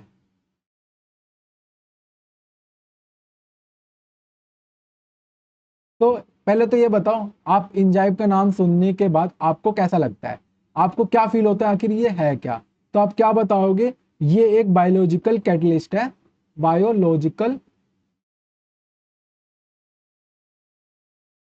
कैटलिस्ट है, जो कि जिसका इस्तेमाल किया जाता है रिएक्शन को तेज करने के लिए, रिएक्शन को फास्ट करने के लिए इसका इस्तेमाल किया जाता है। और ये जो मेनली ये जो है, ये आपका मेनली किसके बने होते हैं? प्रोटीन के बने होते हैं, प्रोटीन के बने होते हैं। और डिफरेंट डिफरेंट टाइप के एंजाइम आपके बॉडी के अंदर पाए जाते हैं। उससे रिलेटेड आपके एग्जाम में जो जो एंजाइम से रिलेटेड क्वेश्चन बनते हैं मैं आपको लिखवा देता हूं। पहला है आपका स्लेवरी अमाइलेज, स्लेवरी अमाइलेज। अब ये सीक्रेट कहां से होता है, निकलता कहां से? ये आपका एग्जाम में क्वेश्चन है। अमाइलेज ये आपका निकलता कहां से है? जिसे हम टॉयलिन के नाम से भी जानते हैं, जिसे हम टॉयलिन के नाम से भी जानते हैं। तो ये सीक्रेट कहां से होता है? तो आप क्या बताओगे? जो स्लेवरी एंजाइम है ये आपका स्लेवरी ग्लैंड से होता है, स्लेवरी ग्लैंड से सीक्रेट होता है। ठीक है, और ये किस लिए इसका इस्तेमाल किया जाता है? ये कन्वर्ट कर देता है किसको? स्टार्च को कन्वर्ट कर देता है किसके अंदर? ये आपका माल्टोस में कन्वर्ट कर देता है। ठीक है, अब ये आपको लग रहा होगा ये किस टाइप के क्वेश्चन है। सो गाइस, आपका जो एग्जाम है डीएसएसबी, उसके अंदर जो साइंस का क्वेश्चन पूछा जाता है वो मेनली आपका बायोलॉजी से ही होता है। ठीक है, तो आप देखना जब भी मैं आपको क्वेश्चंस कराऊंगा, मेनली आपको या तो बायोलॉजी देखने को मिलेगा या आपको केमिस्ट्री देखने को मिलेगा। तो ये आपका बायोलॉजी के अभी जितने भी क्वेश्चन करेंगे बायोलॉजी के क्वेश्चन एड अप है। ठीक, तो यहाँ पर आपसे डायरेक्ट एग्जाम में पूछा भी गया है। और ये जो एंजाइम से क्वेश्चन आपके एग्जाम में बनेगा, ये आपकी सबसे पहले लोकेशन पूछेगा, ये कहाँ से सीक्रेट होते हैं, और इनका जो वर्क है, ये वर्क क्या है, ये भी पूछा जाएगा, जो कि आपके डायरेक्ट ऑप्शन में होगा। ठीक, अब मैं आपसे बोलूं स्लेवरी अमाइलेज कहाँ से सीक्रेट होता है, तो आप क्या बताओगे? ये स्लेवरी ग्लैंड से सीक्रेट होता है, और इसका जो फंक्शन है वो क्या है? ये स्टार्च को माल्टोज में कन्वर्ट कर देता है। ठीक है, दूसरा आपको याद रखना है पेप्सिन, पेप्सिन एंजाइम। अब ये सीक्रेट कहां से होता है, ये निकलता कहां से है, ये आपको बताना है। तो ये अब क्या बताओगे? ये जो सीक्रेट होता है ये आपका स्टमक से होता है, पेट से निकलता है। इसका काम क्या है? ये प्रोटीन को पेप्टाइड्स में कन्वर्ट कर देता है, पेप्टाइड्स में कन्वर्ट कर देता है। ठीक, फिर आपका तीसरा याद रखना है आपको रेनिन, रेनिन एंजाइम, जिसको अदर नाम से भी जानते हैं काइमोसिन, काइमोसिन, जो कि सीक्रेट कहां से होता है, जो निकलता कहां से? ये हमारे स्टमक से ही निकलता है। जिसका काम क्या है? रेनिन का इस्तेमाल करके जो मिल्क मिल्क है, मिल्क प्रोटीन है, मिल्क प्रोटीन जिसे हम केसीन भी बोलते हैं, ये कन्वर्ट कर देता है किसके अंदर? ये आपका कोगुलेटेड मिल्क में कन्वर्ट कर देता है, कोगुलेटेड मिल्क के अंदर से कन्वर्ट कर देता है, जो दही बोलते हैं जिसे हम। नेक्स्ट देखो, नेक्स्ट आपको कौन सा याद रखना है? पेनक्रियाटिक, पेनक्रियाटिक एंजाइम्स और पेनक्रियाटिक अमाइलेज।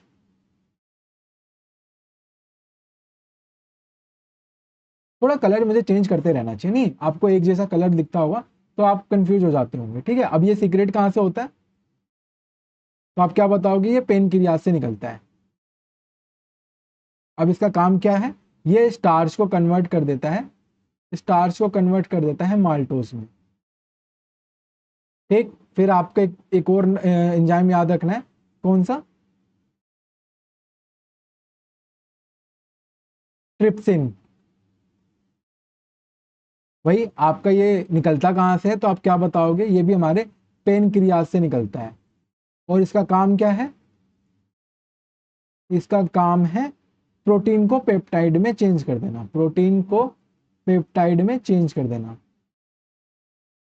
ठीक है। फिर एक और नाम आपको याद रखना है, कौन सा, लाइपेज।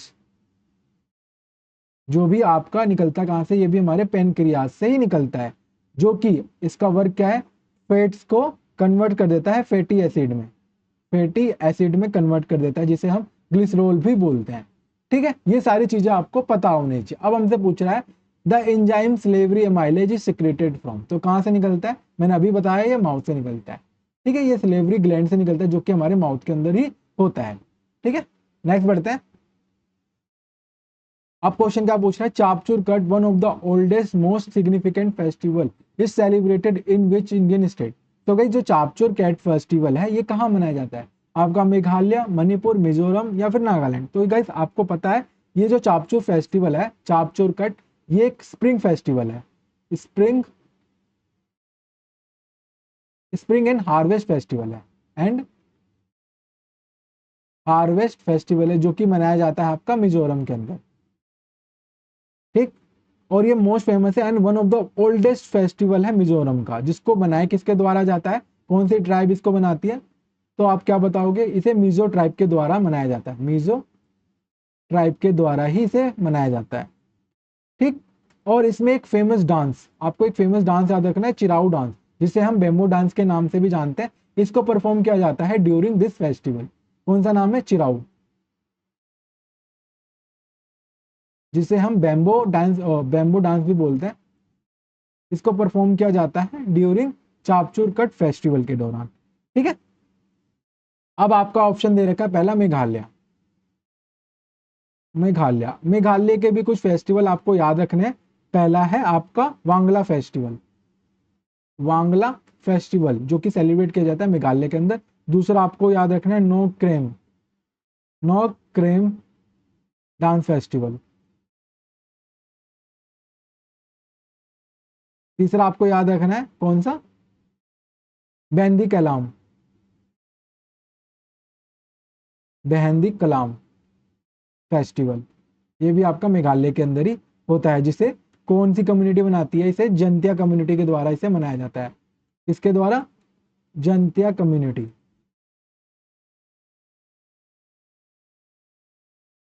ठीक है। फिर आपका ऑप्शन है मणिपुर। गाइस मणिपुर से रिलेटेड आपके एग्जाम में क्वेश्चन बन सकते हैं, तो इस पर भी आप ध्यान देना। तो दूसरा है आपका मणिपुर,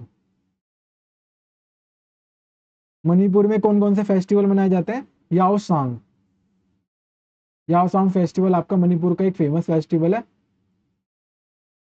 दूसरा नाम आपको याद रखना है लाई हरोबा, लाई हरोबा। तीसरा आपको नाम याद रखना है निंगकोल, निंगकोल, जिसे हम चकोबा फेस्टिवल के नाम से भी जानते हैं, चकोबा फेस्टिवल के नाम से भी इसे हम जानते हैं। तीसरा आपका नागालैंड,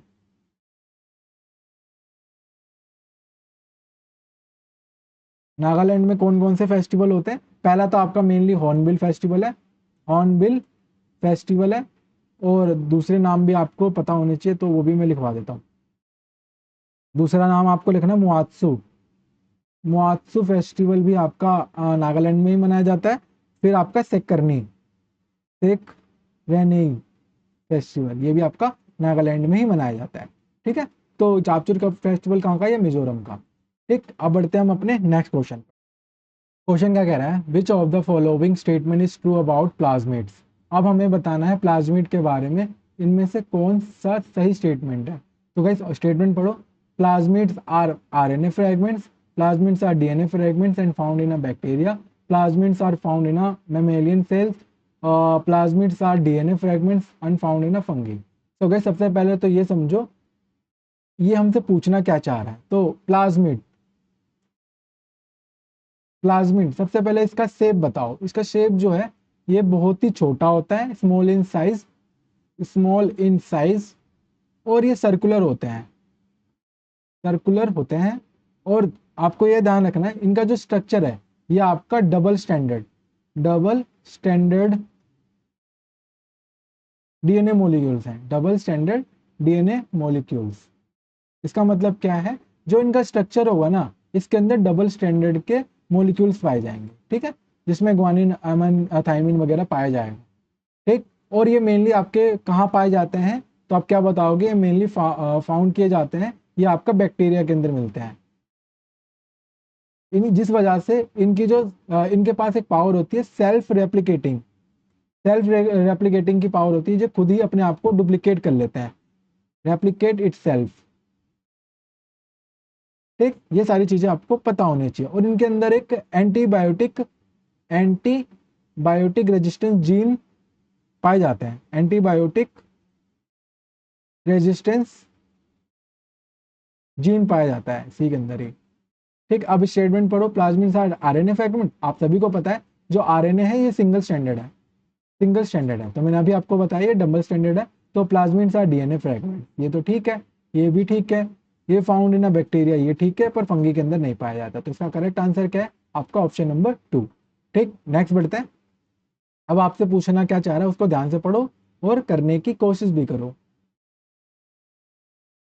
विच of the following is incorrectly paired. अब हमसे इनकरेक्टली पेयर्ड पूछा है, तो क्या हमसे पूछना क्या चाह रहा है, धामेक स्तूप, धामेक स्तूप क्या उत्तर प्रदेश में है। तो अब क्या बताओगे, जी हाँ, ये जो धामेक स्तूप है ये आपका उत्तर प्रदेश में है। उत्तर प्रदेश में भी कहां पर, ये आपका वाराणसी, वाराणसी के अंदर है। अब मैं आपसे पूछूं इसके किसके द्वारा बनाया गया है, built by Ashoka, Ashoka the great के द्वारा इसे बनाया गया है, अशोका दी ग्रेट के द्वारा ही इसे बनाया गया है। और ऐसा है कि ये बुद्ध के प्रथम उपदेश का ही स्थान है, जहां पर बुद्ध ने अपना पहला उपदेश भी दिया था, ठीक। अब आपका ऑप्शन दूसरा क्या कह रहा है, केशरिया स्तूपा, जो कि महाराष्ट्र के अंदर है। तो नहीं, जो हमारा केशरिया स्तूपा है ये आपका लोकेट करता है कहां पर, केशरिया के अंदर, जो कि कहां पर है, ये आपका east Champaran district, east Champaran district के अंदर है। कहां पर, ये बिहार के अंदर, जो कि कहां पर है, बिहार के अंदर, ठीक है। और यहां पर एक one of the old largest Buddhist stupa पाया गया है, जिसकी height, one of the largest stupa, one of the largest Buddhist stupa पाया गया है, बुद्धिस्ट स्तूपा पाया गया है, जिसकी हाइट कितनी है, 104 फीट, 104 फीट है, जो कि आपकी 32 मीटर के आसपास इसकी हाइट है। और ऐसा माना जाता है ना कि ये बौद्ध परंपरा के अनुसार भगवान बुद्ध ने कुशीनगर जाने से पहले यहाँ की जो लिच्छवी को अपना भिक्षा पात्र, जिसे हम आर्म्स बॉल भी बोलते हैं, आर्म्स बॉल बोलते हैं, इनको दिया था, ठीक है। ये सारी चीजें आपको पता होनी चाहिए। और अब आपका पूछा जाता है ऑप्शन थर्ड क्या कह रहा है, अमरावती स्तूप, जो कि आपका आंध्र प्रदेश में है। तो ये भी हमारा ठीक है, जिसको बनाया किसके द्वारा गया था, ये भी अशोका के द्वारा ही बनाया गया था। फिर आता है आपका सांची स्तूपा, सांची स्तूपा कहां पर है, ये आपका मध्य प्रदेश में है, ये भी ठीक है, ये भोपाल के अंदर है, भोपाल जो कि मध्य प्रदेश में है, तो वहां पर ही है। और सॉरी, जो अमरावती स्तूपा है इसको सतवाहन पीरियड के टाइम में बनाया गया, सतवाहन पीरियड के टाइम पे ही बनाया गया, ठीक। और जो सांची स्तूपा है ये बिल्ड किया गया है अशोका के द्वारा, जिसे यूनेस्को वर्ल्ड हेरिटेज का भी दर्जा दिया गया है, कब का, 1989 का, ठीक। ये सारी चीजें आपको पता होनी चाहिए, ठीक है। नेक्स्ट बढ़ते हैं। Which of the following sites feature one of the earliest example of rock cut cave, chaitya hall. अब यहाँ पर एक टर्मिनोलॉजी दी गई है आपको, चैत्या। तो गाइस मैं आपको कुछ हिस्ट्री बताता हूँ, ठीक है।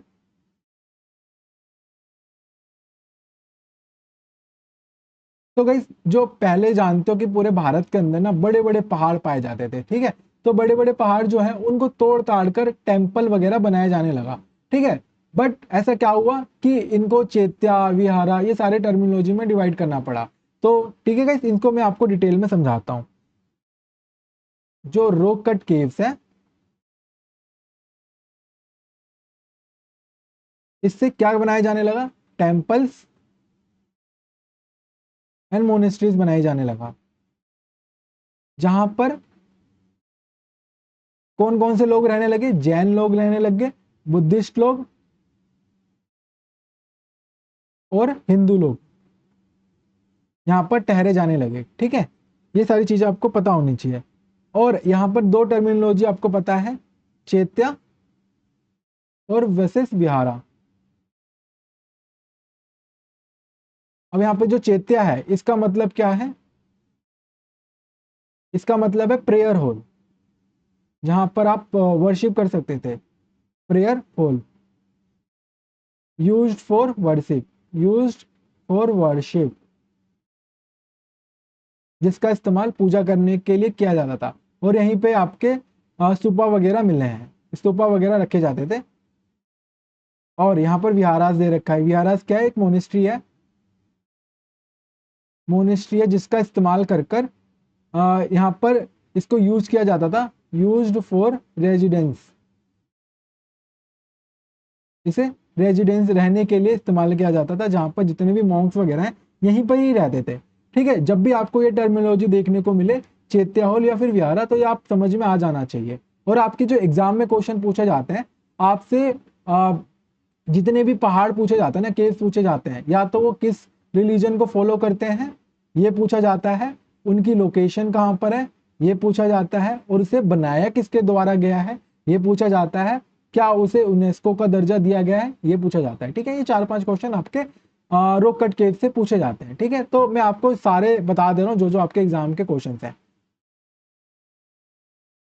तो सबसे पहला आपका देव पूछना, कौन कौन से पहाड़ दे रखे हैं उसको ध्यान से देखो। 1 मिनट, थोड़ा सा मैं इसको मिटा देता हूँ, इरेजर भाई ये रहा। थोड़ा गला मेरा बैठ गया है, इतनी लंबी क्लास मैंने पहली बार ली है।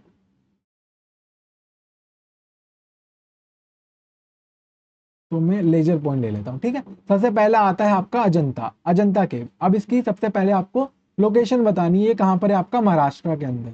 जो कि किस रिलीजन को फॉलो करता है, ये आपका बुद्धिस्ट, ये बुद्धिस्ट रिलीजन को फॉलो करता है। ध्यान रखना, क्लासिफाई करना आना चाहिए, क्योंकि आपके एग्जाम में डायरेक्ट रिलीजन से भी क्वेश्चन पूछता है। और ये फेमस किस लिए है, फेमस है पेंटिंग एंड मोराल्स के लिए, और इसे यूनेस्को वर्ल्ड हेरिटेज साइट का भी दर्जा दिया गया है। आप कमेंट बॉक्स में मुझे बताना, इसे जो यूनेस्को का वर्ल्ड हेरिटेज साइट का दर्जा दिया गया है वो कब दिया गया है, ठीक है। दूसरा है आपका इलोरा।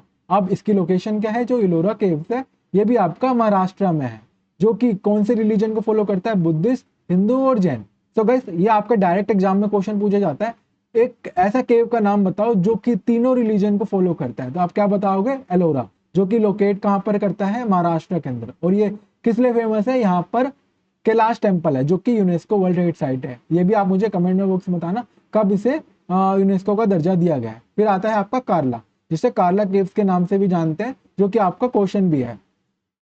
ये इसकी लोकेशन जो है आपके महाराष्ट्र की है, और ये किस रिलीजन को फॉलो करते हैं, ये बुद्धिस्ट को। और यहाँ पर ऐसा क्या है, one of the earliest largest चैत्य हॉल। अभी मैंने बताया चैत्य हॉल का इस्तेमाल किस लिए किया जाता है, यूज फॉर द वर्शिप, जहां पर पूजा वगैरह किया जाता था, ठीक है। तो ये भी आपको ध्यान रखना है। चौथा है आपका भाजा। भाजा कहाँ पर है, आपका महाराष्ट्र, जो कि किस रिलीजन को फॉलो करता है, बुद्धिस्ट को। और यहाँ पर क्या है, अर्ली चैत्य हॉल, यहाँ पर सबसे पुरानी चैत्य हॉल भी है। फिर आता है कन्हारी। कन्हारी कहां पर है, महाराष्ट्र। महाराष्ट्र में भी किसको फॉलो करता है, बुद्धिस्ट केव को। यहीं पर आपका मोनेस्ट्रीज, विहारास और चैत्यस दोनों मिले हैं। फिर आता है बेतसे, जो कि कहां पर है, ये भी महाराष्ट्र के अंदर है। ये भी किस रिलीजन को फॉलो करता है, बुद्धिस्ट। यहाँ पर भी चैत्य हॉल है। गाइस देखो, मैंने आपको चीजें जो आपको डाउट बनाती मैंने आपको पहले क्लियर कर दिया है, ठीक है। फिर आता है आपका एलिफेंटा केव। ये भी आपका महाराष्ट्र के अंदर है। ये आपका हिंदू रिलीजन को फॉलो करता है। यहीं पर आपको त्रिमूर्ति शिवा की बड़ी बड़ी मूर्तियां हैं, और इसे यूनेस्को वर्ल्ड हेरिटेज साइट का भी दर्जा दिया गया है। फिर आता है आपका उदयगिरी या फिर खंडगिरी की पहाड़ियां। तो ये कहाँ पर है आपका उड़ीसा के अंदर, जो कि जैन टेम्पल है, जैन रिलीजन को फॉलो करता है। यहाँ पर Jain caves build by the king Kharavela, ये जो केव्स है ये किंग खारवेल के द्वारा ही बनाया गया है। फिर आता है आपका बादामी, जो कि आपका कर्नाटका में है। ये हिंदू एंड जैन को रिलीजन को फॉलो करता है। इसे चालुक्य केव टेम्पल के नाम से भी जानते हैं।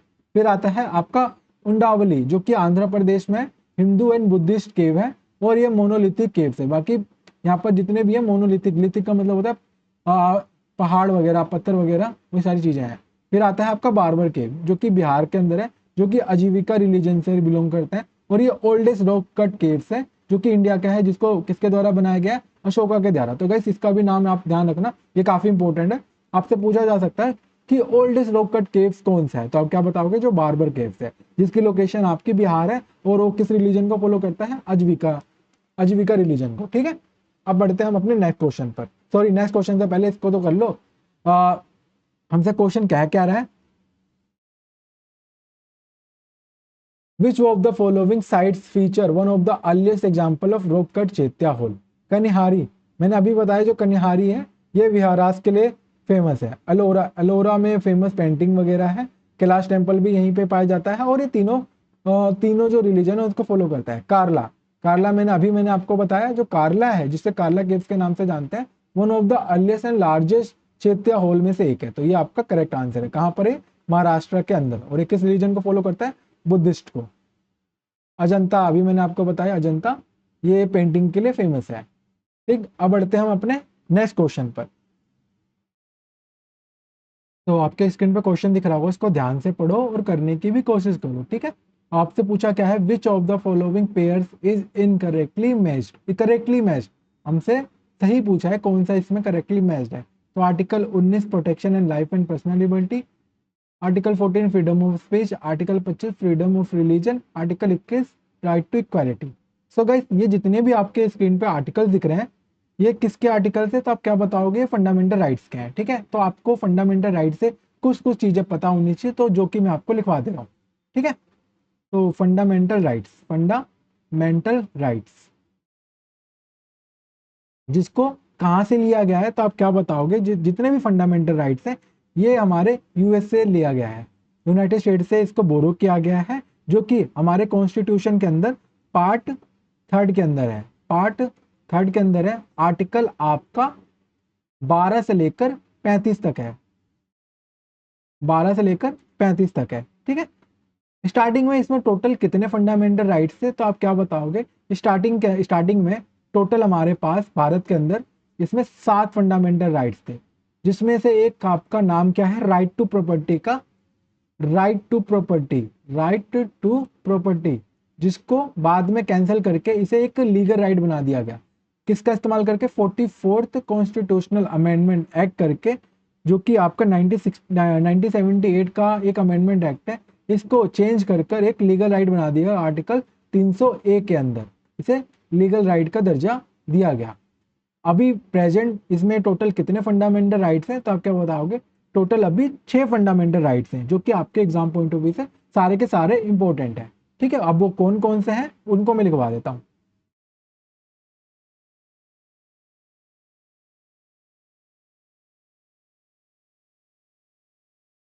तो जितने भी फंडामेंटल राइट्स हैं वो लिख लो आप। पहला है आपका राइट टू इक्वालिटी, जो कि आपका आर्टिकल 12 से लेकर, सॉरी 14 से लेकर 18 तक है। ठीक, फिर दूसरा आपको याद रखना है राइट टू स्पीच, इसी के अंदर है। ठीक है, ये आपका आर्टिकल 19 से लेकर 22 तक है। तीसरा आपको याद रखना है right against exploitation, right against exploitation,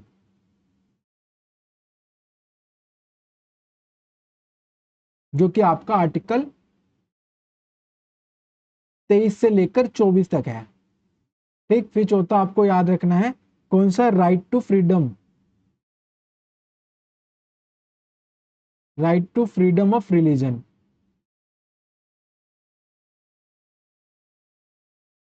जो कि आपका आर्टिकल 25 से लेकर 28 तक है।